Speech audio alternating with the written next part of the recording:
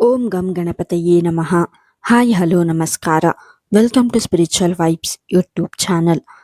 ಸಂಕಷ್ಟ ಚತುರ್ಥಿ ವ್ರತಗಳಲ್ಲಿ ಅಂಗಾರಕ ಸಂಕಷ್ಟ ಚತುರ್ಥಿ ವ್ರತವನ್ನು ಅತ್ಯಂತ ಮಂಗಳಕರವೆಂದು ಪರಿಗಣಿಸಲಾಗುತ್ತದೆ.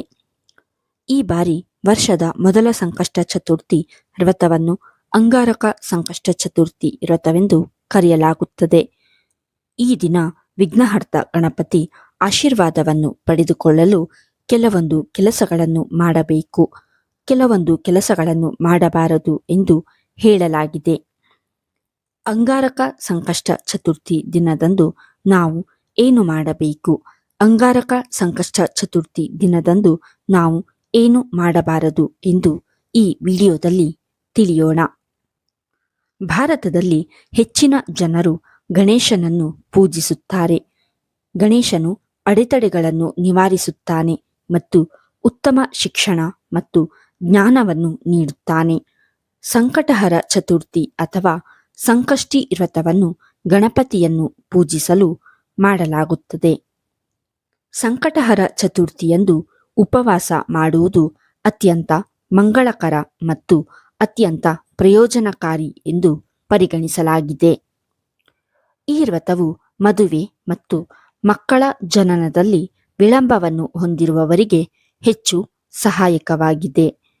ಸಾಮಾನ್ಯವಾಗಿ 1 ವರ್ಷದ ಅವಧಿಗೆ ಈ ವ್ರತವನ್ನು ಕೈಗೊಳ್ಳಲು ಮತ್ತು ಎಲ್ಲ ಸಂಕಟಹರ ಚತುರ್ಥಿ ದಿನಗಳಲ್ಲಿ ಉಪವಾಸವನ್ನು ಆಚರಿಸಲು ಸೂಚಿಸಲಾಗುತ್ತದೆ ಮತ್ತು ಅದನ್ನು ಮಹಾಗಣಪತಿ ಹೋಮ ಅಥವಾ ಗಣೇಶ ಅಥವಾ ಶೀರ್ಷ ಪಾರಾಯಣ ಮಾಡುವ ಮೂಲಕ ಕೊನೆಗೊಳಿಸಲಾಗುತ್ತದೆ. ಹೀಗೆ ಮಾಡುವುದರಿಂದ ಕಷ್ಟಕಾರ್ಪಣ್ಯಗಳೆಲ್ಲವೂ ದೂರವಾಗಿ ಮತ್ತು ಜೀವನದಲ್ಲಿನ ಅಡೆತಡೆಗಳು ದೂರವಾಗುತ್ತವೆ ಎಂಬ ನಂಬಿಕೆ ಇದೆ. ಈ ವರ್ಷ ಅಂಗಾರಕಿ 3 ಬಾರಿ ಬರಲಿದೆ. ಈ ವ್ರತವನ್ನು ಪ್ರಾರಂಭಿಸಲು ಬಯಸುವವರು ಅದನ್ನು ಅಂಗಾರಕಿಯ ದಿನದಂದು ಪ್ರಾರಂಭಿಸಬೇಕು. ಸಂಕಷ್ಟಹರ ಚತುರ್ಥಿ ಮಂಗಳವಾರ ಬಂದರೆ ಅದನ್ನು ಅಂಗಾರಕಿ ಅಥವಾ ಅಂಗಾರಕ ಚತುರ್ಥಿ ಎಂದು ಕರೆಯಲಾಗುತ್ತದೆ. ಸಂಕಷ್ಟಿ ಚತುರ್ಥಿಯ ಆಚರಣೆಗಳು. ಸಂಕಷ್ಟಿ ಚತುರ್ಥಿಯ ದಿನದಂದು ಭಕ್ತರು ಮುಂಜಾನೆ ಎದ್ದು ಗಣೇಶನನ್ನು ಪೂಜಿಸುವ ದಿನವನ್ನು ಅರ್ಪಿಸುತ್ತಾರೆ. ಅವರು ತಮ್ಮ ದೇವತೆಯ ಗೌರವಾರ್ಥವಾಗಿ ಕಟ್ಟುನಿಟ್ಟಾದ ಉಪವಾಸವನ್ನು ಆಚರಿಸುತ್ತಾರೆ. ಕೆಲವು ಜನರು ಭಾಗಶಃ ಉಪವಾಸವನ್ನು ಸಹ ಇರಿಸಬಹುದು. ಈ ಉಪವಾಸದ ಸಮಯದಲ್ಲಿ ಹಣ್ಣುಗಳು, ತರಕಾರಿಗಳು ಮತ್ತು ಸಸ್ಯಗಳ ಬೇರುಗಳನ್ನು ಮಾತ್ರ ತಿನ್ನಬಹುದು. ಈ ದಿನದ ಪ್ರಧಾನ ಭಾರತೀಯ ಆಹಾರವು ಕಡಲೆಕಾಯಿ, ಆಲೂಗಡ್ಡೆ ಮತ್ತು ಸಾಬುದಾನ ಕಿಚಡಿಗಳನ್ನು ಒಳಗೊಂಡಿರುತ್ತದೆ. ಸಂಕಷ್ಟಿ ಪೂಜೆಯನ್ನು ಸಂಜೆ ಚಂದ್ರ ದರ್ಶನದ ನಂತರ ಮಾಡಲಾಗುತ್ತದೆ. ಗಣೇಶನ ವಿಗ್ರಹವನ್ನು ದೂರ್ವ ಹುಲ್ಲು ಮತ್ತು ತಾಜಾ ಹೂಗಳಿಂದ ಅಲಂಕರಿಸಲಾಗುತ್ತದೆ. ಈ ಸಮಯದಲ್ಲಿ ದೀಪವನ್ನು ಸಹ ಬೆಳಗಿಸಲಾಗುತ್ತದೆ. ಧೂಪವನ್ನು ಬೆಳಗಿಸುವುದು ಮತ್ತು ವೇದ ಮಂತ್ರಗಳನ್ನು ಪಠಿಸುವುದು ಮುಂತಾದ ಇತರ ಸಾಮಾನ್ಯ ಪೂಜಾ ವಿಧಿಗಳನ್ನು ಸಹ ನಡೆಸಲಾಗುತ್ತದೆ. ಇದರ ನಂತರ ಭಕ್ತರು ತಿಂಗಳಿಗೆ ನಿರ್ದಿಷ್ಟವಾದ ವ್ರತಕಥಾವನ್ನು ಓದುತ್ತಾರೆ. ಸಂಜೆ ಗಣಪತಿಯನ್ನು ಪೂಜಿಸಿ ಚಂದ್ರ ದರ್ಶನ ಮಾಡಿದ ನಂತರವೇ ವ್ರತ ಭಂಗವಾಗುತ್ತದೆ. ವಿಶೇಷವಾದ ನೈವೇದ್ಯವನ್ನು ಒಳಗೊಂಡಿರುವ ಮೋದಕಗಳು ಮತ್ತು ಭಗವಾನ್ ಗಣೇಶನ ಇತರ ನೆಚ್ಚಿನ ಖಾದ್ಯಗಳನ್ನು ನೈವೇದ್ಯವಾಗಿ ತಯಾರಿಸಲಾಗುತ್ತದೆ. ಇದರ ನಂತರ ಆರತಿ ನಡೆಯುತ್ತದೆ ಮತ್ತು ನಂತರ ಎಲ್ಲ ಭಕ್ತರಿಗೆ ಪ್ರಸಾದವನ್ನು ವಿತರಿಸಲಾಗುತ್ತದೆ. ಸಂಕಷ್ಟಿ ಚತುರ್ಥಿಯ ದಿನದಂದು ಚಂದ್ರ ಅಥವಾ ಚಂದ್ರದೇವರಿಗೆ ವಿಶೇಷ ಪೂಜಾ ವಿಧಿವಿಧಾನಗಳನ್ನು ಸಮರ್ಪಿಸಲಾಗುತ್ತದೆ. ಇದು ಚಂದ್ರನ ದಿಕ್ಕಿನಲ್ಲಿ ನೀರು, ಚಂದನ ಅಂದರೆ ಶ್ರೀಗಂಧದ ಪೇಸ್ಟ್, ಪವಿತ್ರ ಅಕ್ಕಿ ಮತ್ತು ಹೂಗಳನ್ನು ಸಿಂಪಡಿಸುವುದನ್ನು ಒಳಗೊಂಡಿರುತ್ತದೆ. ಈ ದಿನದಂದು ಗಣೇಶ ಅಷ್ಟೋತ್ರ, ಸಂಕಷ್ಟನಾಶನ ಸ್ತೋತ್ರ ಮತ್ತು ವಕ್ರತುಂಡ ಮಹಾಕಾಯವನ್ನು ಪಠಿಸುವುದು ಮಂಗಳಕರವಾಗಿದೆ. ವಾಸ್ತವವಾಗಿ ಗಣೇಶನಿಗೆ ಸಮರ್ಪಿತವಾದ ಯಾವುದೇ ಇತರ ವೇದ ಮಂತ್ರಗಳನ್ನು ಪಠಿಸಬಹುದು. ಸಂಕಷ್ಟ ಚತುರ್ಥಿಯ ಮಹತ್ವ. ಸಂಕಷ್ಟಿ ಚತುರ್ಥಿಯ ಪವಿತ್ರ ದಿನದಂದು ಚಂದ್ರನ ದರ್ಶನಕ್ಕೆ ವಿಶೇಷ ಮಹತ್ವವಿದೆ.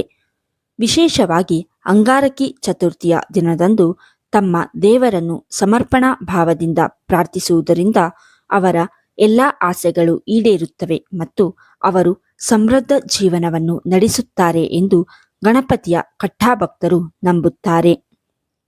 ಮಕ್ಕಳಿಲ್ಲದ ದಂಪತಿಗಳು ಸಂತತಿಯನ್ನು ಹೊಂದಲು ಸಂಕಷ್ಟ ಚತುರ್ಥಿ ವ್ರತವನ್ನು ಆಚರಿಸುತ್ತಾರೆ. ಸಂಕಷ್ಟಿ ಚತುರ್ಥಿಯನ್ನು ಪ್ರತಿ ಚಂದ್ರಮಾಸದಲ್ಲಿ ಆಚರಿಸುವುದರಿಂದ ಪ್ರತಿ ತಿಂಗಳು ಗಣೇಶ ದೇವರನ್ನು ವಿವಿಧ ಪೀಠ ಅಂದರೆ ಕಮಲದಳಗಳು ಮತ್ತು ಹೆಸರಿನಿಂದ ಪೂಜಿಸಲಾಗುತ್ತದೆ. ಒಟ್ಟು 13 ವ್ರತಗಳಿವೆ. ಪ್ರತಿ ವ್ರತಕ್ಕೂ ಒಂದು ನಿರ್ದಿಷ್ಟ ಉದ್ದೇಶ ಮತ್ತು ಕಥೆಯನ್ನು ವ್ರತಕಥಾ ಎಂದು ಕರೆಯಲಾಗುತ್ತದೆ. ಆದ್ದರಿಂದ ಒಟ್ಟು 13 ವ್ರತ ಕಥಾಗಳಿವೆ. ಪ್ರತಿ ತಿಂಗಳಿಗೆ ಒಂದು ಮತ್ತು ಕೊನೆಯ ಕಥಾವು ಆದಿಕ ಆಗಿದೆ. ಇದು ಹಿಂದೂ ಕ್ಯಾಲೆಂಡರ್ನಲ್ಲಿ ಪ್ರತಿ 4 ವರ್ಷಗಳಿಗೊಮ್ಮೆ ಬರುವ ಒಂದು ಹೆಚ್ಚುವರಿ ತಿಂಗಳು. ಈ ಪ್ರತಿಯೊಂದು ವ್ರತದ ಕಥೆಯು ಪ್ರತಿ ತಿಂಗಳು ವಿಶಿಷ್ಟವಾಗಿದೆ ಮತ್ತು ಆ ತಿಂಗಳಲ್ಲಿ ಮಾತ್ರ ಪಠಿಸಲಾಗುತ್ತದೆ. ಹಿಂದೂ ಧರ್ಮಗ್ರಂಥಗಳ ಪ್ರಕಾರ ಈ ಪವಿತ್ರ ದಿನದಂದು ಭಗವಾನ್ ಶಿವನು ವಿಷ್ಣು, ಲಕ್ಷ್ಮಿ ಮತ್ತು ಪಾರ್ವತಿಯನ್ನು ಹೊರತುಪಡಿಸಿ ಇತರ ದೇವರುಗಳ ಮೇಲೆ ತನ್ನ ಮಗನಾದ ಸಂಕಷ್ಟಿಯ ಅಂದರೆ ಗಣೇಶನ ಇನ್ನೊಂದು ಹೆಸರು ಪ್ರಾಬಲ್ಯವನ್ನು ಘೋಷಿಸಿದನು. ಅಂದಿನಿಂದ ಸಂಕಷ್ಟಿ ಭಗವಂತನನ್ನು ಸಮೃದ್ಧಿ, ಅದೃಷ್ಟ ಮತ್ತು ಸ್ವಾತಂತ್ರ್ಯದ ದೇವರಾಗಿ ಪೂಜಿಸಲಾಗುತ್ತದೆ. ಸಂಕಷ್ಟ ಚತುರ್ಥಿಯ ದಿನದಂದು ಗಣೇಶನು ತನ್ನ ಎಲ್ಲಾ ಭಕ್ತರಿಗೆ ಭೂಮಿಯ ಉಪಸ್ಥಿತಿಯನ್ನು ದಯಪಾಲಿಸುತ್ತಾನೆ ಎಂದು ನಂಬಲಾಗಿದೆ. ಸಂಕಷ್ಟಿ ಚತುರ್ಥಿ ವ್ರತದ ಮಹತ್ವವನ್ನು ಭವಿಷ್ಯ ಪುರಾಣ ಮತ್ತು ನರಸಿಂಹ ಪುರಾಣಗಳಲ್ಲಿ ಉಲ್ಲೇಖಿಸಲಾಗಿದೆ ಮತ್ತು ಎಲ್ಲಾ ಪಾಂಡವರಲ್ಲಿ ಹಿರಿಯನಾದ ಯುಧಿಷ್ಠಿರನಿಗೆ ಸ್ವತಃ ಶ್ರೀಕೃಷ್ಣನೇ ವಿವರಿಸಿದ್ದಾನೆ. ಈ ವಿಡಿಯೋ ನಿಮಗೆ ಇಷ್ಟವಾಗಿದ್ದಲ್ಲಿ ಲೈಕ್ ಮಾಡಿ, ಶೇರ್ ಮಾಡಿ ಮತ್ತು ಕಮೆಂಟ್ ಮಾಡಿ. ಹಾಗೆಯೇ ಇನ್ನೂ ಹೆಚ್ಚಿನ ವಿಡಿಯೋಗಳಿಗಾಗಿ ನಮ್ಮ ಚಾನಲನ್ನು ಸಬ್ಸ್ಕ್ರೈಬ್ ಮಾಡಿ. ಧನ್ಯವಾದಗಳು.